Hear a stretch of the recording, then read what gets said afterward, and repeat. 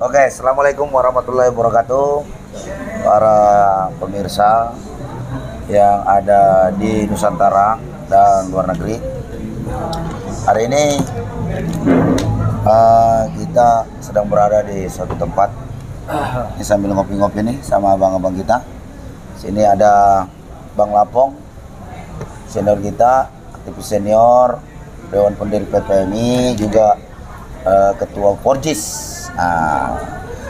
Juga saya ditemani oleh salah seorang aktivis senior juga, penulis dan pengamat politik, tidak asing lagi, biasa member kita, Pak Muslim Arbi. Nah, begini Bang, saya baca tulisan Abang kemarin.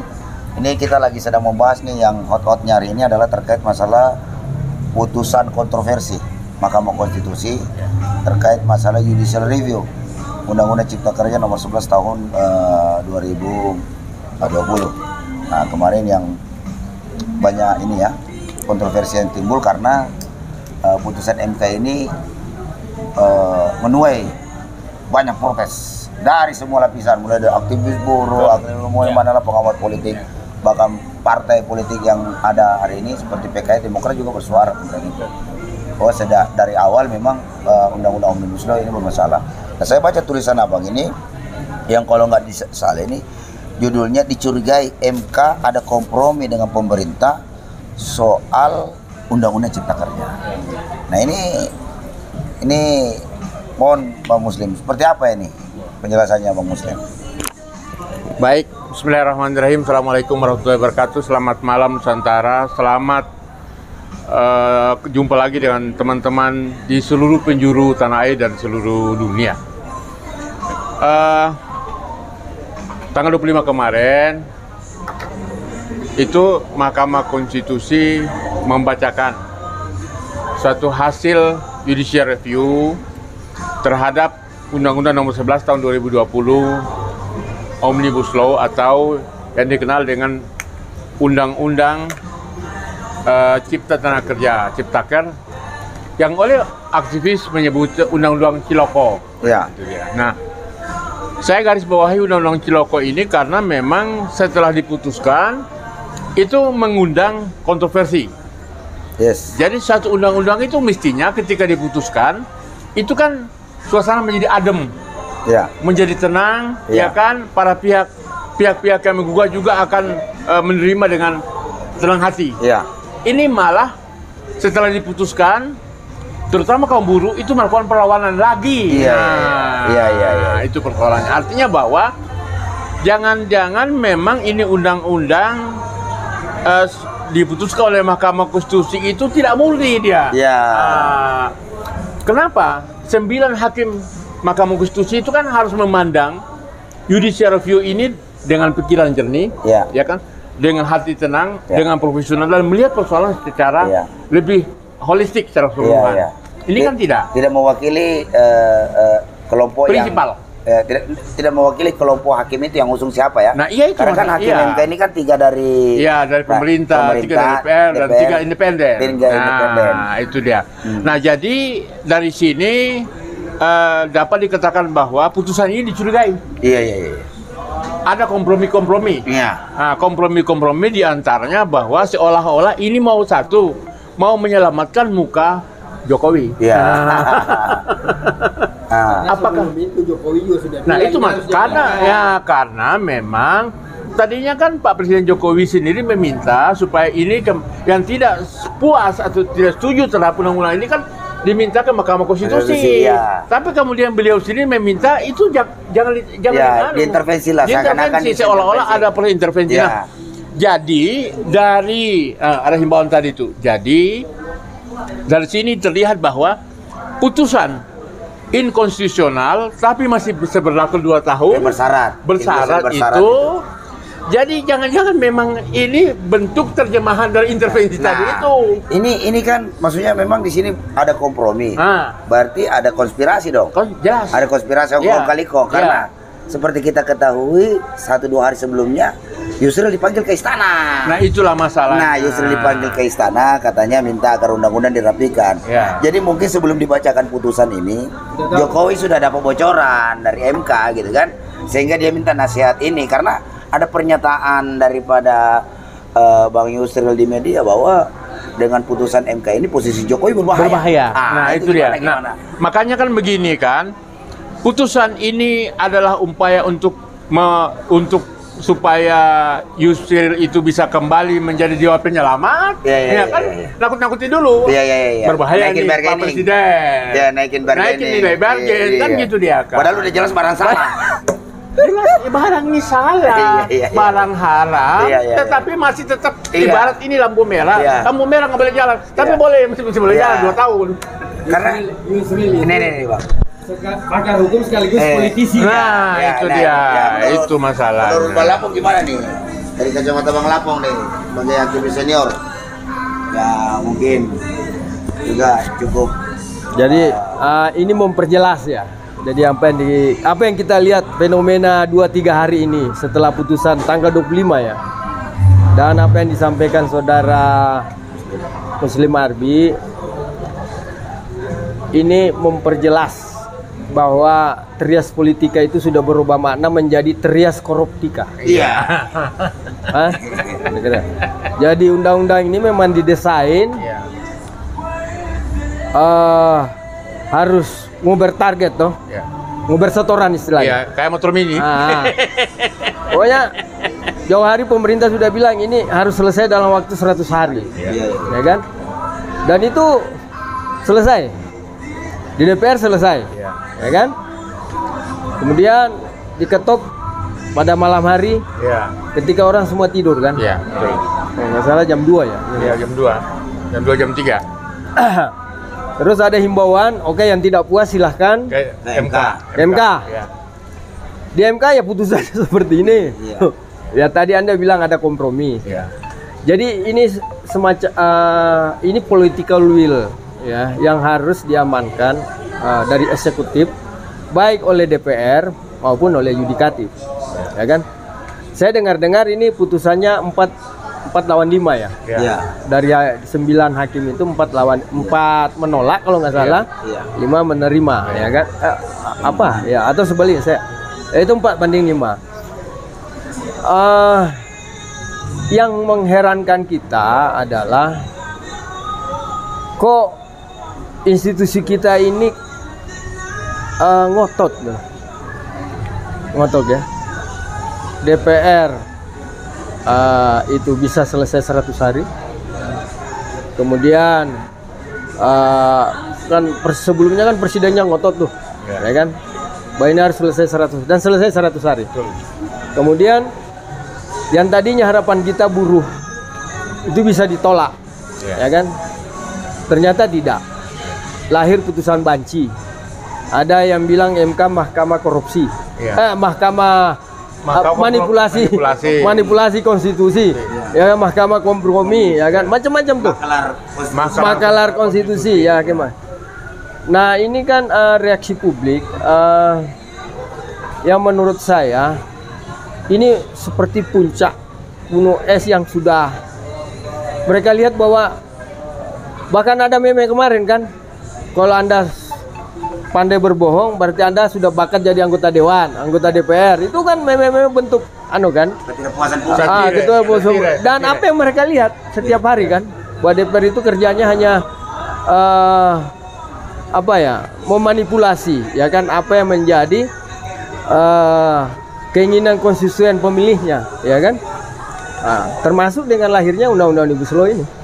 Jadi presidennya berjanji bahwa buruh akan sejahtera, ya kan? Tapi itu bohong dengan lahirnya Undang-Undang Omnibus Law, ya kan? Ya. DPR-nya, ya kan? Yang harusnya menjadi pembela, ya kan? Konstituen, ya kan? Konstituennya menjadi oposisi dari apa yang telah menyalahi janji kampanye presiden. Harusnya DPR-nya kan harus menjadi oposisi dari itu. Bahwa itu tidak benar, ya kan? Ikut juga. Jadi terus terakhir Mahkamah Konstitusi yang harusnya menjadi tempat terakhir atau hakim ya sebagai Soalnya kan MK kan nggak ada banding lagi, inkrah. nggak ada ini karena Jadi final. final, Final. langsung berlaku saat itu. Ini kok diberlakukan bersyarat. Jadi inkonstitusional bersyarat. Jadi menurut beberapa kitab hasil pengawasan kita bahwa Mahkamah Konstitusi memutuskan perkara ini secara inkonstitusional. Karena seharusnya dia langsung inkrah kan? Inkrah final, tidak ada binding apa segala langsung. Tidak ada lagi banding-banding segala macam kan? Ini kok MK itu buat tidak ada banding. Iya, Jadi MK enggak ada banding. Iya. Jadi itu putusannya final final. dan berlaku. Iya. Ya kan berlaku. Baik eksekutif kita, ya kan, maupun DPR kita, maupun yudikatif kita, mereka sudah masuk dalam trias, bukan lagi sebagai trias politik yang seperti kita katakan bahwa di Indonesia ini sebagai distribution of power, ya kan, masing-masing punya otoritas, ya kan, yudikatif punya otoritas, eksekutif punya otoritas, DPR punya otoritas, ya kan. Yang kita berharap kalau di sini tidak adil, di sini bisa adil, ya kan. Kalau di sini nggak bisa adil, pun di sini bisa adil. Ini nggak ada ini. Nah itu. Jadi kalau Meme mengatakan trias politika berubah menjadi trias koruptika, inilah di era Jokowi inilah. Jadi Bahwa trias koruptika itu benar-benar nyata sekarang. ya, jadi orang ke pengadilan mencari keadilan justru mendapatkan ketidakadilan. Ketidakadilan. Nah ini tidak jauh beda dengan maksudnya perkara-perkara sebelumnya kan, yang TPU juga mengugat presiden, mengugat diskusi DPR, maka benarlah karena hari ini putusan MK pun dibilang mati-matian loh oleh DPR. Ada dua yang mempersalahkan sikap presiden ketika proses pembuatan undang-undang, ada PKS, Demokrat. Nah, ada juga yang membela bahwa undang-undang ini cipta kerja ini berlaku. Padahal di sini jelas sekali putusannya kan. Jadi ada kesan begini bahwa apa yang dibuat oleh presiden itu harus dibenarkan oleh DPR Ya. dan harus diputuskan sesuai keinginan presiden oleh yudikatif, Nah, itu. oleh hakim. Jadi itu ada kesan begitu. Ya. Walaupun itu merugikan rakyat. Walaupun itu merugikan rakyat, ya mereka enggak. Jadi gini, jadi kalau saya Iya. melihat bahwa salah satu bukti nyata cengkraman oligarki di Indonesia itu ini. Iya. Nah, itu dia. Cengkraman oligarki itu adalah bahwa apalagi diisukan bahwa ada rumor ini undang-undang ini lahir dibiayai mahal 5,6 triliun. Apalagi kan. Nah, Apalagi. jadi Siapa tuh? Nah, itu memperkuat trias koruptika itu. tadi. Mati siapa aja tuh ya? Nah, menikmati kan jelas otomatis dalam hal ini pikiran saya nilai undang-undang ini lahir 5,6 T yang begitu besar. Saya khawatir ini mengamankan DPR, ini kepentingan Apindo, ya kan? Kemudian eksekutornya itu adalah pemerintah dan Mahkamah Konstitusi. Dia khawatirkan apakah putusan Banci ini, apakah MK juga ikut terima 5,6 T itu? Ya. Itu persoalan. Iya. Ini pertanyaan. Patut dicurigai. Harus ditelusuri nih. Ditelusuri. Iya. Ini KPK perlu Iya. turun ini. Atas persoalan ini KPK perlu turun. Iya. Nah, terhadap putusan ini. Bahkan kalaupun Kalau mau cari nama, KPK sekarang ini iya, kesempatan. kesempatan dan Iya. penyidik Polri juga harus turun tangan. Nah, periksa. itu satu. Yang kedua, bahwa dengan putusan yang dianggap dipelesetkan mahkamah kalkulator, mahkamah kompromi, mahkamah maklar dan lain sebagainya kan gitu dia. Nah, ini kan menjadi kritikan satir di masyarakat, ya kan? Ini dengan putusan ini semakin memperjelas bahwa oligarki itu cengkramannya luar biasa. Sudah menguasai eksekutif, menguasai legislatif, dan menguasai yudikatif. Anggapan publik, ya kan, bahwa oligarki mencengkram Indonesia, ya kan, mencengkram birokrasi, mencengkram perpolitikan, mencengkram dunia hukum, dunia perpolitikan, ya kan, lembaga-lembaga trias politika tadi itu dalam putusan undang-undang Omnibus Law ini itu semakin memperjelas bang itu. Artinya bahwa begini kan, MK itu kan putusannya final mengikat, ya kan? Sedangkan ini kan diputuskan inkonstitusional tapi masih berlaku, ya kan? ini jelas-jelas mendegradasi wibawa MK itu sendiri. Iya. Itu masalahnya Iya, kan gitu udah dia. kehilangan legitimasi. Ini kehilangan Kayak tadinya legitimasi. mempercaya ini. Legitimasi. Sekaligus memperjelas bahwa memang 2019 putusan MK itu patut didukung. Bisa juga 2019. Kemarin Nah, memenangkan. ini bisa juga. Iya, Nah, bisa juga bahwa putusan MK memenangkan 01 itu juga jangan-jangan pesanan. Iya. Seperti ini. Seperti ini. Ya kan? Nah, itu. Kalau kemarin agak sulit membuktikan, kalau ini jelas sekarang semua sekali. jelas terang-terangan. Jelas sekali dia mengakui bahwa undang-undang Omnibus Law ini sudah cacat formil karena tidak sesuai dengan undang-undang nomor 12 tahun 2011 tentang tata cara pembuatan undang-undang. Betul. Itu cacat formil. Cacat.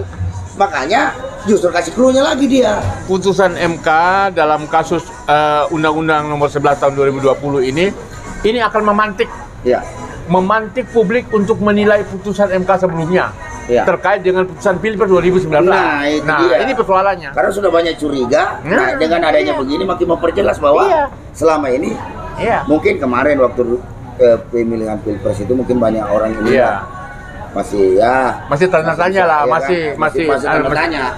Ternyata tanda tanya publik terjawab hari ini dengan Omnibus Law patut diduga kebagian juga ini dari 5, berapa tadi? 5,6 triliun. Itu masalahnya. Ini kalau hakim udah bisa disuap, nah itulah masalahnya kan, apalagi yang mau diharapkan oleh, dan itu jangan kemudian menyalahkan teman-teman buruh ya kan, dan para aktivis untuk melakukan perlawanan, protes di berbagai daerah. Karena putusan MK ini setelah diputuskan, betul Bang Muslim bilang tadi, justru semakin bikin gaduh. Karena di sisi lain pemerintah juga bersuara bahwa Undang-Undang Cipta Kerja berlaku, di sisi lain buruh berdasarkan pertimbangan Majelis Hakim Muslim menyatakan Undang-Undang Cipta Kerja tidak berlaku. Selama proses 2 tahun ini segalanya apalagi ini ditunda dan tidak boleh mengeluarkan kebijakan-kebijakan putusan yang bersifat strategis dan berdampak luas. Nah ini yang muncul. Jadi di sisi lain dia ingin memaksakan. Nah, bagaimana penerapannya ini, Bang? Jadi begini, putusan MK ini jelas merugikan buruh. Karena apa? Dianggap cacat, harus ditinjau ulang, tapi tetap berlaku. Cuma satu, tidak bisa membuat lagi putusan berdasarkan undang-undang ini. Apakah Perpres, tidak boleh lagi. Tapi tetap aja. Nah, ini kan ada yang mendesak PP 34, 35, 36, 37 ya? Tetap berlaku. Itu tetap berlaku. Tapi karena sudah terlanjur dibuat. Tapi oleh putusan MK itu dibatalkan, tidak boleh dilaksanakan. Ditunda pelaksanaannya. Saya bacain ya. Coba dibacain. Menyatakan untuk menangguhkan. Menangguhkan segala tindakan kebijakan yang bersifat strategis. Oh iya, betul. Dan berdampak luas. Jadi menangguhkan, menyatakan untuk menangguhkan. Menangguhkan itu artinya peraturan sudah ada, ya ditangguhkan dulu, nggak boleh dilaksanakan. Bisa saja enggak, lihat di atasnya. Segala tindak kebijakan yang bersifat strategis berdampak luas serta tidak dibenarkan pula.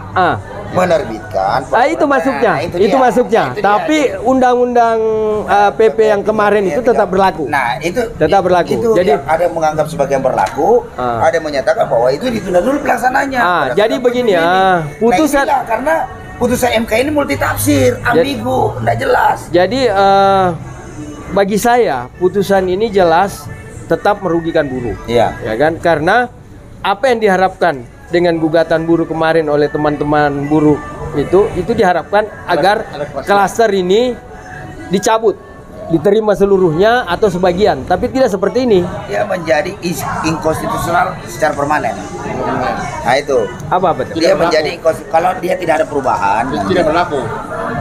Jika dalam waktu lama sejak putusan yang diucapkan, apabila tenggang waktu tersebut tidak dilakukan perbaikan, maka Undang-Undang 11 tahun 2000 Cipta Kerja lembaran negara menjadi inkonstitusional secara permanen. Jadi dia tidak berlaku. Nah ini yang lucu nih, Bang Muslim. Kan banyak sekali nih yang pro kontra, terutama dari kubu pemerintah. Banyak sekali yang membackup Jokowi terkait masalah putusan ini, padahal udah jelas gini kan materinya. Kayak Luhut, tiba-tiba dia menyatakan bahwa itu usulan saya, bukan usulan Jokowi. Ya kan, undang-undang Omnibus Law itu usulan saya. Padahal Jokowi dengan terang-terangan menyatakan di pidato kenegaraan sangat bangga. Bagaimana mungkin itu usulan Luhut kalau dia sendiri merasa bangga, sangat bangga berdewa-dewa undang-undang Omnibus Law itu dia nyatakan di pidato kenegaraan pada tanggal 16 Agustus kemarin. Nah, menurut Bang Muslim seperti apa nih dengan munculnya tiba-tiba ini partai yang memihak pemerintah menyatakan tetap mendukung undang-undang, menyatakan undang-undang cipta berlaku, atau pasal-pasal atau materi belum lagi ada Bang Yusri juga ikut-ikutan di situ, gitu kan? Apakah memberi saran atau menjadikan ini sebuah nilai bargaining atau seperti apa Bang Muslim? Ya, jadi kan begini masalahnya.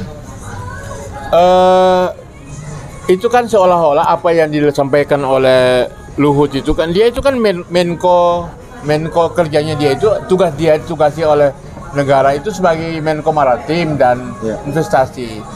Tiba-tiba ngomong ini, ngomong seolah-olah bahwa ini usulan dia. Kan bisa juga Luhut itu berusaha untuk pasang badan untuk membela bahwa jadi biar supaya Jokowi jangan terlalu malu, kan itu masalahnya kan. Karena ini jelas-jelas ini kan memalukan, memalukan karena dibangga-banggain pada pidato kenegaraan pada saat penyampaian nota keuangan kemarin tanggal 16 Agustus 2021 kemarin. Atau hari ini kan itu kan sama saja dengan terang-terangan dari awal. Nah, jadi jelas-jelas baik Luhut maupun Yusri dalam hal ini itu kan berusaha untuk upaya-upaya untuk mau menyelamatkan muka Jokowi, kan itu masalahnya kan. Jadi menyelamatkan muka, tapi semakin diselamatkan semakin rusak itu muka. Artinya begini kan, ini kan masyarakat itu sudah cerdas ya kan, apalagi masyarakat hukum itu kan bersifat ajak ya kan, mutlak dan pasti ya kan. Dengan putusan banjir seperti ini jelas-jelas menciptakan bom waktu ya kan bagi persoalan hukum di negeri ini. Menggantung, putusannya menggantung nggak bisa ya kan. Ini pernyataan dari Badan Legislasi DPR RI dari fraksi Partai Keadilan Sejahtera PKS, Bapak Mulyanto menyatakan Undang-Undang Nomor 11 Tahun 2000 tentang Cipta Kerja, Undang-Undang kita sudah bermasalah sejak awal. Ya memang bermasalah sejak awal karena masa 100 hari Undang-Undang Omnibus Law di Amerika aja berapa tahun tuh Bang? 8 tahun semuanya. 8 tahun di proses ini, malah 100 hari kerja harus sudah selesai. Ini kan benar-benar kayak ini. Dan itu pun tidak semua. Itu hanya menyangkut undang-undang persaingan usaha. Hanya satu. Hanya satu item itu di Amerika itu. Itu waktunya 8 tahun. Nah, jadi semakin ini kan akan pasti menciptakan kontroversi baru. Jadi sumber perlawanan baru itu isunya adalah pemicunya adalah MK. Nah, jadi dalam tataran pelaksanaannya ini nanti yang bermasalah.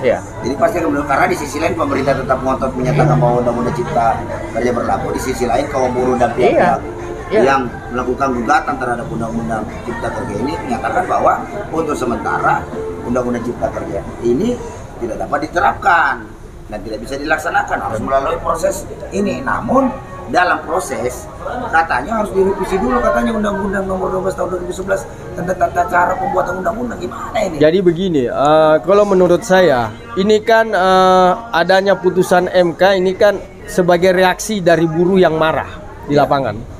Jadi dialektika lapangan itu turun ke jalan itu harus tetap dipertahankan oleh buruh. Dan itu selama 2 tahun. Karena kalau tidak, ini nanti pemerintah buat lagi nih, selesai ini urusan. Nah, jadi saya sebagai pendiri buruh ya, saya mengatakan kepada kawan-kawan buruh, Anda tidak bisa tinggal diam.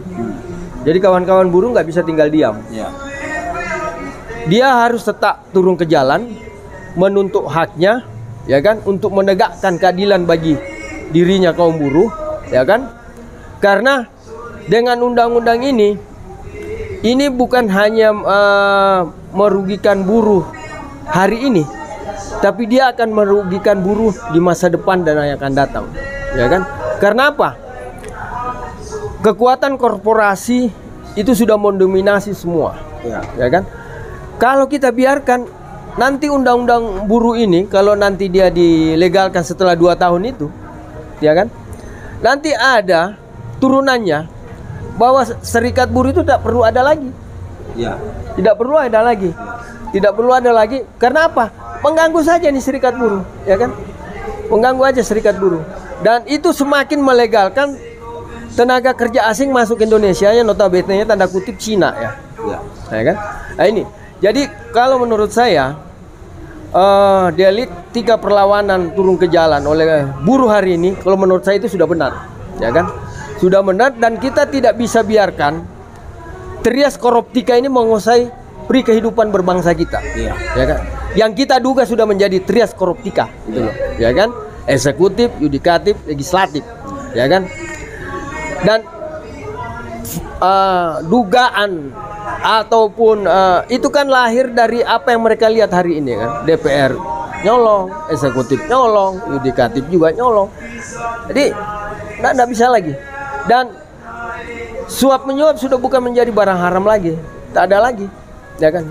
Kita tidak bisa percaya lagi siapa di antara kawan-kawan kita ini kalau jadi pejabat tidak disuap. Jadi tadi Anda menyinggung soal oligarki.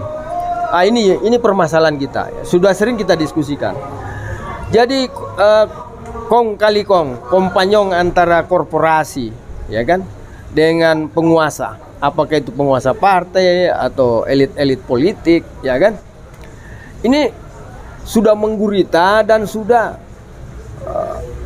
menguasai semua sektor-sektor kehidupan kita, baik dari segi sosial, budaya, ya kan, ekonomi, politik, apalagi hukum pun dibeli. Dan dari segi sosial budaya pun mereka menciptakan buzzer. Apa tujuan buzzer itu? Adalah membuat opini yang salah menjadi benar. Yang salah menjadi benar. Hari ini ya, yang dibayar 2 juta loh. Dan itu viral kan itu, sesama mereka saling membuka aib kan. Jadi itu membongkar. Ini kita harus lawan, ya kan? Jadi ada perlawanan dari kaum buruh, ya kan? Sebagai wakil dari rakyat kita kan, kaum tani, kaum nelayan, ya kan? Bahwa oligarki yang dikuasai oleh korporasi dan elit-elit politik ini harus kita lawan tuntas. Nggak bisa lagi kita biarkan, ya kan? Presiden bisa diatur, ya kan? DPR bisa diatur, hakim bisa diatur. Lantas daulat rakyat di mana? Ya kan? Lantas rakyat yang memilih dia itu kemana dia punya ya kan, harapan yang mereka sandarkan kepada presidennya, eksekutifnya, yang mereka sandarkan kepada DPR-nya, ya kan, yang kemudian, ya kan, pada yudikatif yang seharusnya menjadi penjaga keadilan rakyat pun itu sudah tidak bisa lagi kita pegang, tidak ada lagi yang bisa kita pegang. Jadi salah satu DPR harus dilawan dengan DPR jalanan, parlemen jalanan. Yudikatif bisa kita lawan dengan yudikatif jalanan, pengadilan rakyat, ya kan. Eksekutif harus kita lawan dengan semua tidak percaya. Mosi tidak percaya rakyat terhadap eksekutif, ya kan, bahwa kita rakyat tidak bisa tinggal diam. Ingat, orang-orang seperti Bang Muslim, Daeng dan kawan-kawan aktivis lain tidak bisa kita curigai sebagai orang yang merongrong negara. Karena apa? Anda ini sudah 40 tahun bekerja di sini untuk memperbaiki negara ini, melihat negara ini baik, ya kan? TNI juga bilang begitu, polisi juga bilang begitu, DPR juga bilang begitu. Cuma bedanya Anda tidak digaji gratis untuk bela rakyat, sedangkan mereka itu digaji pun mereka masih korupsi. Masih korupsi, sudah korupsi tidak bela rakyat. Tidak, ya pasti. Kalau sudah korupsi pasti tidak bela rakyat. Semakin menjadi. Uang rakyat dikorupsi, bansos dikorupsi. Dan ini yang saya bilang, kita tidak bisa biarkan ini mereka mengacak-ngacak kehidupan berbangsa. Dan ini celakanya nanti, bangsa ini nanti kita tidak tahu apa masih ada nanti atau tidak. Kalau berbahaya sekali. Ini berbahaya. Makanya kalau tatanan rusak sehingga rusak bangsa. Itulah makanya kan begini kan. Bangsa kita sendiri. Makanya kalau kemudian sebagian teman-teman mengatakan bahwa hari ini jangan salahkan rakyat, tiba-tiba ada gelora revolusi. Nah, itu dia. Cuma soalnya kenapa?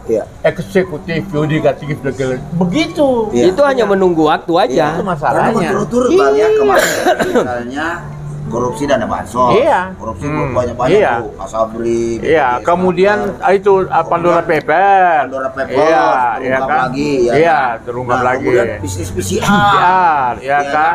Bisnis PCR pejabat. Iya, Kemudian bisnis PCR pejabat. kerusakan Pilpres itu dengan Harun Masiku sampai hari ini belum juga ketangkap. Kan ya itu masalahnya kan. Berturut-turut, ya kan? Bahkan kekayaan pejabat selama Iya. 20 bulan naik Naik 70% dan buruh cuma 1%. Nah, buruh cuma dikasih 1% kemarin. Kalau nggak didesak bilang ada ini, ada putusan MK segala macam dari desa buruh, bisa Iya. jadi bisa lebih parah kan? Iya, lebih parah. Seharusnya konteks keadilannya kalau kekayaan pejabat naik 70%, Mestinya buruh juga naik 70%. Jadi Kalau kita mau. saya melihat tapi konteksnya itu kan tidak ada. Tidak ada. Tambah hari ini putusan MK Iya. yang abu-abu Dan memperparah ambivalent, situasi, memperparah dan situasi. memperparah situasi. Baik. Jadi jangan salah, ini kan sudah korupsi, Iya. sudah ketidakadilan di mana-mana. Iya. Tambah lagi putusan keadilan, putusan pengadilan yang menyenangkan pihak sana sini. Padahal seharusnya hukum itu berada di Iya, jalan yang tengah. tengah. Tidak peduli siapa, yang Nah, penting iya. dia sesuai hukum. Iya. Ini sudah jelas kesalahannya bahwa ini adalah sebuah cacat formil, Iya. sudah jelas sekali, telak sekali, malah diberikan lagi waktu segala macam bersyarat lah, sehingga menimbulkan polemik tersendiri lagi di masyarakat. Jadi terus akan bergolak, buruh akan terus melakukan perlawanan, pemerintah juga ngotot karena tidak harga diri, Iya. tidak mau malu. Akhirnya terjadi bentrokan di mana-mana, Iya. dan benar kata Bang Muslim, besar kemungkinan akan memicu terjadinya Revolusi. masyarakat Iya, atau iya, revolusi. Ini yang- Jadi begini, apa yang disampaikan yang Yusril itu bahwa ini bahaya bagi Jokowi, ya itu tadi. Karena apa? Ini kita memberi ruang perlawanan rakyat selama 2 tahun. Iya. Iya 2 tahun itu. Jadi kan putusannya mengatakan, jadi melawan, melegitimasi rakyat dan buruh untuk melawan. Nah, iya. Itu masalahnya. ya, dan pasti melawan karena ini menyangkut keadilan mereka, ya kan? Bayangin dengan putusan PP 36 yang tadinya mereka bisa terima sebelum ada PP ini atau sebelum ada Undang-Undang Cipta Kerja ini bisa dapat 300 atau 400 sampai 500 ribu kenaikan. Dengan 1% hanya ada dapat 16 ribu, Iya, 6 ribu, 36 ribu. Iya. Ini kan celaka. 42.000. Nah itu yang saya bilang. Jadi kalau menurut saya pribadi ya, saya tidak akan berhenti, ya kan? Dan siapapun orang tidak akan berhenti, akan berteriak terus, apalagi buruh, ya kan? Karena ini kan sudah penghinaan, Dan nyata-nyata. Penghinaan dan pengkhianatan, ya kan? Nyata institusi yang kita bilang tadi itu, ya kan? Yang kita duga menjadi trias koruptika gitu. Jadi saya pikir tidak ada kata lain selain mengatakan bahwa ini harus kita awasi terus sampai urusan ini tuntas. Kemana ujungnya kita tidak tahu, ya kan? Ini tergantung juga, ya kan, pihak pemerintah mengantisipasinya seperti apa.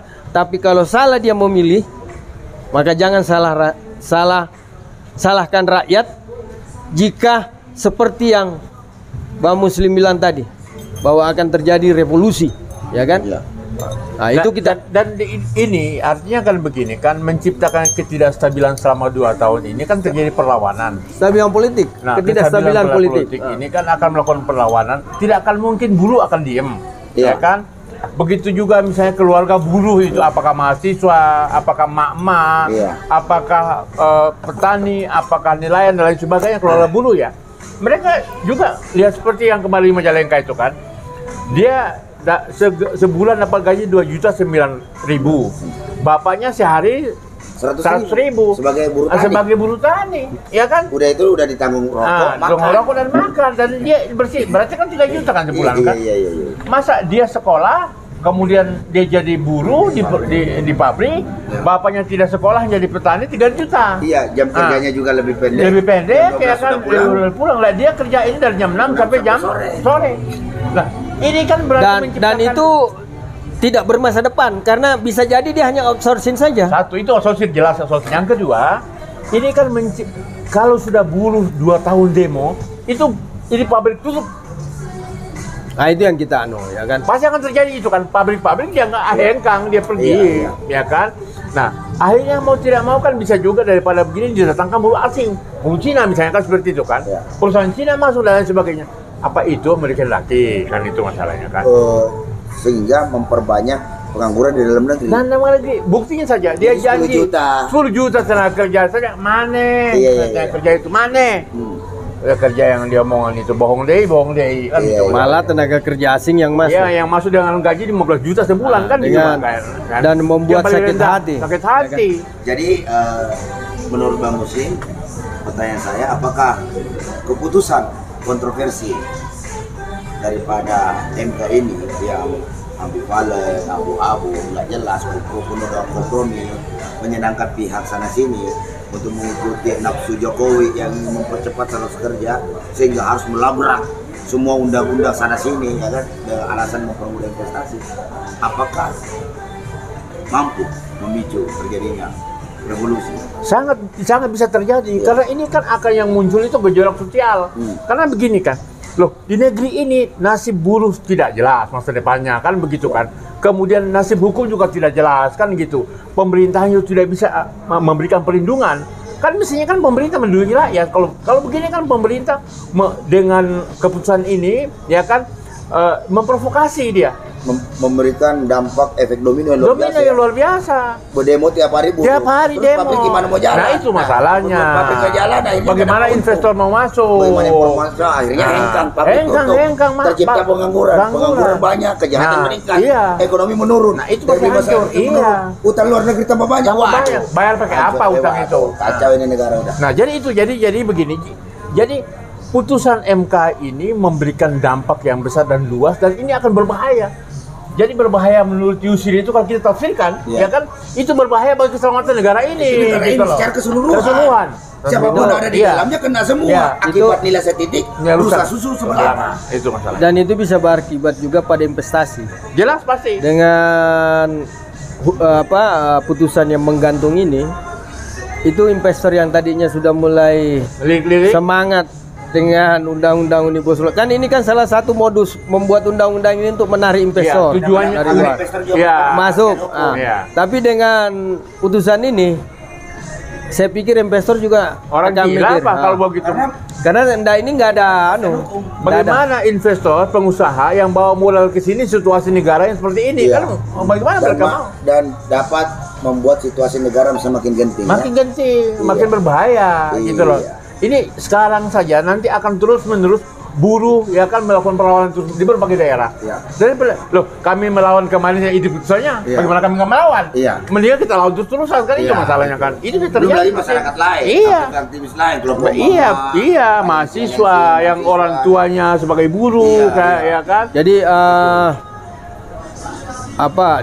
dialektika di bawah itu jika dia menggumpal dia bisa jadi snowball. Bisa. Jadi bisa jadi bola salju yang akan melibas semua. Dia menjadi badai, tsunami. Jadi demo buruh itu akan menularkan memberi efek psikologis kepada mahasiswa. Ya kan? Kepada mama, kepada kaum oposisi yang tadinya mulai senyap, takut-takut ya. Dengan ada demo ini makin berani. Ya kan? Ini ya itu yang tadi.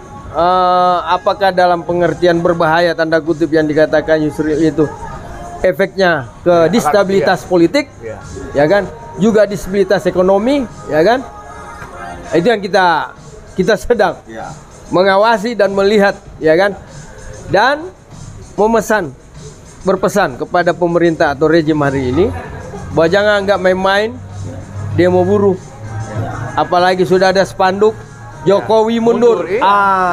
Dan itu di mana-mana itu. Sudah masuk di mana? Mau tidak mana? Berarti benar ya. Jadi terbukti hari ini. Jadi Mosi tidak percaya yang kemudian tema besarnya itu diusung oleh Aliansi Rakyat Bergugat di demo beberapa waktu kemarin itu. Ini benar adanya. Membuktikan bahwa kenapa misalnya tekanan harus mundur, Mosi tidak percaya kenapa bubarkan kabinet ini pernyataannya. Masa Menteri Menko investasi dan maritim itu mengurusi masalah undang-undang ngawur aja itu ngawur. Jadi undang-undang Omnibus Law ini memberi pelajaran kepada kita semua bangsa ini bahwa potret bangsa ini yang amburadul, yang acak-acak akhir-akhir ini acak-acak kadul itu tergambar dari Iya, semakin fenomena terbukti. undang-undang Omnibus Law ini. Iya. Ya kan dipaksakan dibuat 100 hari jadi ya kan? 3 bulan. Kan 3 bulan diputuskan tengah malam ya kan. Kemudian diajukan ke MK. MK juga memutuskan banci ya kan. Harusnya dia batalkan saja daripada dia gantung ya kan. Itu sudah dikritisi banyak orang, tapi dibuat menggantung. Ya kan? Yang kira-kira putusan MK itu ya udahlah, kita beri napas lah kepada pemerintah, ya kan? Tapi dia nggak sadar bahwa dengan putusan 2 tahun itu bisa membuat gejolak yang berkepanjangan selama 2 tahun. Bisa 2 tahun itu umur kekuasaan jadi selesai barang itu. Iya. Ini bahaya. Ini bahaya ya. Jadi Bisa 2 tahun. saran Bang Muslim kepada legislatif, pemerintahan dan yudikatif seperti apa, Bang? Melihat fenomena kontroversi. Ya, jadi MK ini yang mampu memicu nanti apalagi ini gejolak. gejolak. Ya, jadi kemarin kan ada aksi yang membawa tema Jokowi mundur, ya kan, pembubaran kabinet dan mosi tidak percaya. Ini kan berarti satu ekspresi di mana legislatif dan eksekutif itu dalam posisi yang sudah sangat kritis di mata masyarakat. Nah, ditambah lagi dengan adanya putusan Mahkamah Konstitusi ini. Nah, jadi saran saya berhentilah, ya kan? Sebagai pemerintah jangan bermain api dengan rakyat, ya kan? Lindungilah rakyat, ya kan? Jangan tujuan-tujuan. Memang tujuannya kan Omnibus Law ini keinginan narik investasi. Tapi kalau sudah begini jangankan investasi yang ada gejolak dan gejolak, ya kan? Gitu loh. Masalah dipikir masyarakat ini bodoh kali ya masalahnya itu. Nah, begitu juga DPR, ya kan? Jangan kemudian dengan ini kan akhirnya mosi tidak percaya itu berbondong masyarakat ke DPR. Jangan tidak percaya DPR, bubarin aja DPR ini kan itu masalahnya kan. Bubarkan partai-partai. Ini bahaya juga. Nah, itu sudah ada yang sebut itu. Jadi efek politiknya itu adalah bahwa tidak mempercayai DPR, tidak mempercayai pemerintah, kemudian rakyat partai juga. Nah, apakah ini dikehendaki kan itu masalah. Nah, jadi kalau memang seperti ini putusannya, ya kan, jangan sekali lagi jangan salahkan rakyat. Kalau rakyat kemudian kesimpulan bahwa ini memang baik eksekutif maupun legislatif dan yudikatif sendiri ini lembaga-lembaga yang dianggap ini malah bawa penyakit. Itu yang terjadi. Nah, apakah itu yang mau dikehendaki kan itu masalahnya. Bang Lapong, apa sarannya? Kalau saran saya begini, pemerintah berpikir ulang. Berpikir ulang apa yang terjadi hari ini dan gejolak yang terjadi hari dan kemungkinan gejolak yang akan terjadi kemudian. Sebaiknya pemerintah menarik saja ini undang-undang Omnibus Law. Ya kan? Karena apa? Undang-undang Omnibus Law ini juga mengacaukan tatanan hukum kita. Ya kan? Tatanan hukum kita, ya kan? Negara kita ini kan dengan Undang-Undang Dasar 45-nya, ya kan, ini kan didesain sebagai negara bukan sebagai negara kapitalis, koperasi, gotong royong, dan budaya kita juga di situ. Nah, kalau ini dipaksakan, pertama hukum kacau balau. Sistem sosial budaya juga di bawah kacau balau. Sistem pemerintahan juga ke bawah kacau balau. Karena ini kan 13 undang-undang dijadikan satu. Di mana manajemen pemerintahan itu tidak terbiasa dengan tiba-tiba ini semua berubah. Itu kan perlu ada asistensi, perlu ada pendampingan, perlu ada pelatihan-pelatihan, ya kan? Ini saja 3 PP keluar sudah menimbulkan gejolak. 3 PP saja sudah menimbulkan gejolak. Belum yang lain kalau turun lagi. Mungkin bupati nanti protes. Kok ini diambil semua presiden, ya kan? Mau buat ini aja semua harus presiden, gubernur juga. Ini macam-macam. Nah, itu satu. Yang kedua, saya mau sampaikan kepada pemerintah. Undang-undang Omnibus Law ini udahlah, nggak usah diurus sama Jokowi ini. Urus aja sama pemerintah yang akan datang. Toh juga Anda usah maksakan diri bahwa ini menjadi legasi buat Anda gitu. Ya kan? Kalau menyengsarakan rakyat. Dan ingat, ini konsekuensinya sama kekuasaan Anda juga. Iya. Ya kan, kekuasaan Anda juga kita tidak tahu. Ya kan, ujungnya perlawanan buruh ini, ya kan, mahasiswa, apalagi hari Senin katanya buruh campur mahasiswa, ya kan. Ini kita nggak tahu, ya kan. Karena begini juga, kan kemarin ini pemerintah berharap dengan undang-undang Omnibus Law ini kompromi dengan para elit-elit buruh sudah terjadi, ini bisa kita selesaikan. Oh tidak, apa yang terjadi di tingkat elit buruh berbeda dengan apa yang terjadi di bawah, buruh di bawah, karena ini menyangkut hak hidup mereka, hak hidup mereka. Bisa saja nanti elit buruh itu digotong rame-rame oleh buruhnya federasinya masing-masing karena tidak dibuang kemana? Tempat sampah. Dibuang tempat Nah, sampah. Anda tadi bilang ke got, masuk. Oh, ke got. Ke gorong-gorong. Itu yang saya bilang. Jadi itu yang saya bilang. Jadi kalau menurut saya udahlah. Ini undang-undang Omnibus Law ditunda saja, tidak usah dipaksakan, ya kan? Atau mungkin juga memang 2 tahun itu masuknya Jokowi sampai selesai sudah selesai ini urusan, ya kan? Ini kan toh juga tinggal 2 tahun ini Jokowinya, ya kan? Iya. Kira-kira begitu ya. Jadi menurut saya, kalau saya sebaiknya undang-undang Cipta Kerja ini kita pending saja, atau memang kita pikir ulang lagi, buat kajian, ya kan? Kajian yang komprehensif, ya kan? Tidak seperti sekarang ini. Jangan karena mengatasnamakan investasi, jangan mengatasnamakan korporasi yang kongko berapa orang dengan elit-elit publik, kemudian memaksakan ini, kemudian menindas rakyat sendiri yang ratusan juta ini. Kapan sih pemerintah mau berpikir untuk rakyat kecil kita? Persoalannya kalau sudah seperti itu tuh muka Jokowi mau taruh di mana? Nah itu yang saya bilang. Kalau memang itu tidak tetap dipaksakan, dugaan saya mengenai yang Anda katakan 5,7 T itu biayanya itu memang sudah terjadi. Nah, itu karena apa? Tetap dipaksakan. Karena ini muka mau ditaruh di mana? Yes. Ya kan? Oke.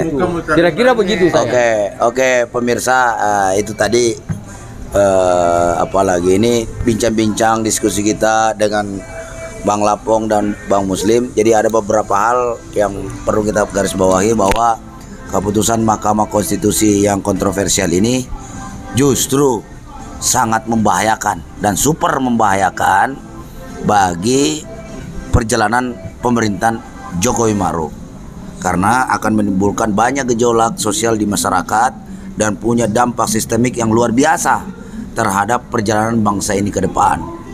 Nah, jadi maka dari itu seperti himbauan tadi, maka kesimpulannya bahwa Undang-Undang Cipta Kerja nomor 11 tahun 2020 pasca diumumkannya oleh Mahkamah Konstitusi sebaiknya nggak usah ditindaklanjuti lagi oleh pemerintah Jokowi, dicabut saja, dan DPR juga nggak usah malu-malu untuk dibawa, akui saja bahwa ini ada sebuah kesalahan prosedur dan ini menjadi tontonan banyak orang. Dan ingat, bukan cuma dan rakyat mengatakan DPR di rakyat Indonesia ini bukan cuma Anda yang profesor, doktor, insinyur, ahli politik, justru di rakyat ini banyak sekali, sehingga rakyat sudah menonton Anda ini sedemikian rupa, memberikan kritikan-kritikan, masukan. Namun jika Anda juga tetap berkeras hati, maka nantikanlah otomatis yang dampak berbahaya tadi itu bisa saja akan terbukti nanti di kemudian hari akan menggerus Anda dan Anda semua yang terlibat dalam konspirasi pembuatan undang-undang Omnibus Law yang penuh dengan tipu-tipu serta kolusi korupsi di dalamnya ini akan menjadi sampah sejarah, akan digusur oleh perlawanan rakyat yang tidak bisa lagi ada bendung sama sekali, karena rakyat sudah marah hari ini. Rakyat sudah murka karena betapa Anda diberikan amanah, kemudian digaji begitu besarnya, diberikan gedung yang cukup mewah untuk rapat mengurus rakyat. Ternyata hari ini Anda tidak berpihak kepada rakyat, justru Anda berpihak kepada oligarki kekuasaan dan antek-anteknya. Maka dari itu demikian dulu acara kita hari ini. Sampai jumpa lagi dalam kesempatan yang lain. Ingat, kedaulatan ada di tangan rakyat. Hidup rakyat. Hidup rakyat. Allahu Akbar. Assalamualaikum warahmatullahi wabarakatuh. Waalaikumsalam.